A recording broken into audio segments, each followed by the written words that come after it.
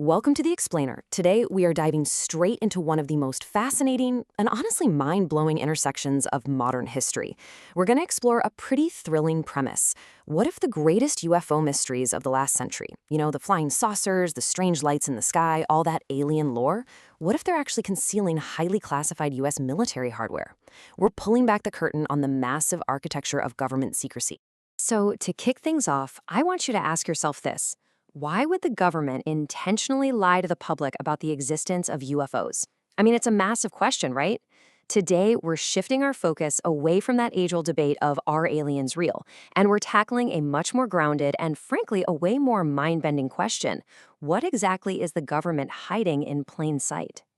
And look, this couldn't be more relevant today. Recent research even points to a, quote, monumental looming UFO scandal. Our current cultural climate is going through what experts call an ontological shock. We've all seen those highly publicized UAP hearings lately, right? You've got military whistleblowers like retired Major David Grush stepping up and claiming there's been a decades-long government disinformation campaign. But to really wrap our heads around what's happening right now, we have to look back at exactly how we got here. Now, when you're dealing with extreme government secrecy, things can get pretty murky pretty fast. So our standard of evidence for this explainer is going to be simple: verifiability, not truth. We're relying exclusively on declassified documents, verified historical records, and actual military archives. So no fringe theories here. We're looking strictly at documented historical facts. The absolutely crucial starting point here is understanding what a black project actually is. Literally, it's a program whose very existence is classified. It gets funded through a concealed line in the defense budget, and it's publicly reported only as a giant lump sum with zero description. Officials won't even confirm it exists, and any congressional briefings are restricted to just a tiny select group of members. It's an immense, incredible level of bureaucratic secrecy, and it's exactly what's required to hide massive aerospace programs. Okay, let's dive into Section 1, Case Study, Project Mogul and the Roswell Reveal. So picture this, June 1947, something crashes on a ranch outside Roswell, New Mexico. The military's very first public claim was that they had recovered a flying disc. But then, almost overnight, they retract it and say, oh, it was just a weather balloon. Well, neither of those stories was true. The actual classified reality was Project Mogul. This was a top-secret initiative flying highly classified acoustic equipment on these massive high-altitude balloon trains. The goal? To detect the sound of Soviet nuclear detonations way up in the upper atmosphere. That was the reality hidden behind all the lore. Decades later, when the declassification and review team finally investigated the Roswell report, guess what? They found absolutely zero evidence of extraterrestrial craft. No alien flight crews, nothing like that. What they actually found was this shadowy, top-secret national security project. And the craziest part? The government just let those UFO rumors swirl for nearly 50 years because correcting the public would have meant revealing a totally vital Cold War asset. Moving on to Section 2, Decades of Disinformation and Obstructive Information Flows. As the Cold War heated up, the U.S. Air Force rapidly evolved its public-facing UFO investigation arms.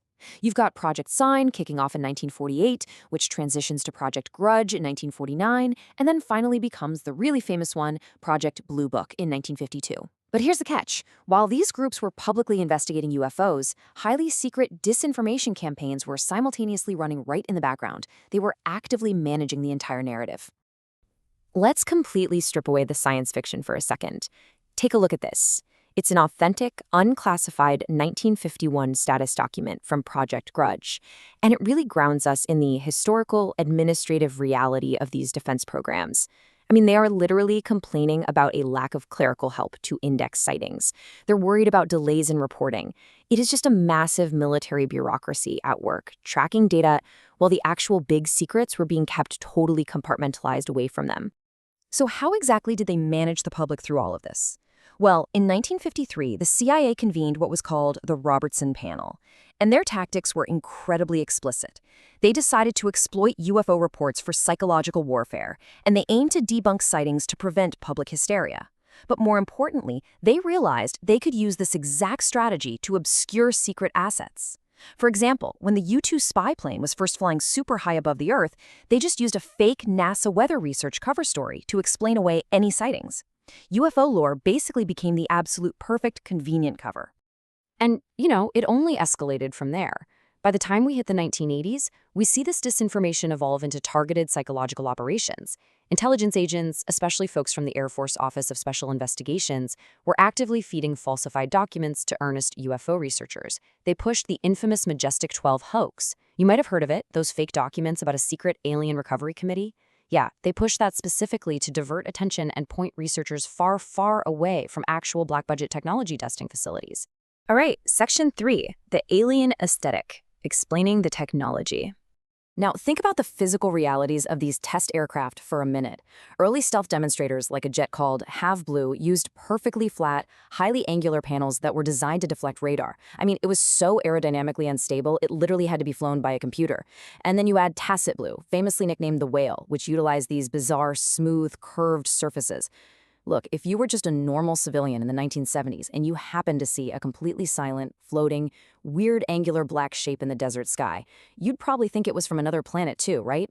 But they weren't alien. Not at all. These highly advanced designs came straight from Lockheed's legendary Skunk Works division, and they eventually evolved into the iconic F-117A Nighthawk stealth fighter that we all know today. So, those crazy UFO shapes of the 70s, they were simply the cutting-edge military hardware of the future, entirely cloaked in deliberate disinformation. Moving into Section 4, the evolution of secrecy, from black programs to SAPs. Up through the 1980s, as we mentioned, these operations were largely known as black programs, and they protected big Department of Defense acquisitions like Skunk Works. But as we transitioned into the 1990s, they matured into what are called Special Access Programs, or SAPs. Security procedures were heavily modified, increased oversight was introduced, and the scope actually expanded to include intelligence and operational support. Basically, the sort of Wild West of Cold War secrecy was formalized into an incredibly strict, heavily fortified bureaucratic architecture. And that brings us to Section 5, Transparency versus Conspiracy, the modern dilemma. According to some really interesting recent academic research analyzing online UFO communities, there's actually a measurable transparency effect. The main takeaway here is that when the government actively engages, when they declassify documents and actually provide transparency, it effectively counters the erosion of trust that's been fueled by decades of conspiracy narratives. Basically, when the government finally shows its homework, the paranoia actually subsides. But wow, here is the massive twist. According to recent congressional statements, there are some serious concerns about the Department of Defense's new UAP investigation office, known as ARO. Some reports and testimonies are suggesting that ARO might actually be a, quote, flypaper operation. The real fear here is that it's designed specifically to attract military whistleblowers who want to come forward with UAP evidence, only to intercept their testimony and feed their identities straight back to the CIA gatekeepers overseeing those SAPs. Honestly, it really makes you wonder if modern disclosure is just a brand new layer of the intelligence apparatus. I want you to consider this reality for a second. The defining feature is secrecy. The ones that are still running have no names yet. Think about it. Every single project we've discussed today, whether it's Mogul, Have Blue, or even the Majestic 12 disinformation campaign, we literally only know about them because they were eventually declassified. And that leaves us with one final, pretty provocative thought. If UFO lore and flying saucer stories were so expertly weaponized by the government to hide the black projects of the past, what highly classified technologies are soaring above our heads right now, actively hiding behind the UAP mysteries of today? Are we actually looking at visitors from another world, or are we simply watching the next generation of unacknowledged aerospace programs passing quietly in the night? Thanks so much for joining me on this explainer. Keep your eyes on the skies and always keep questioning what you see.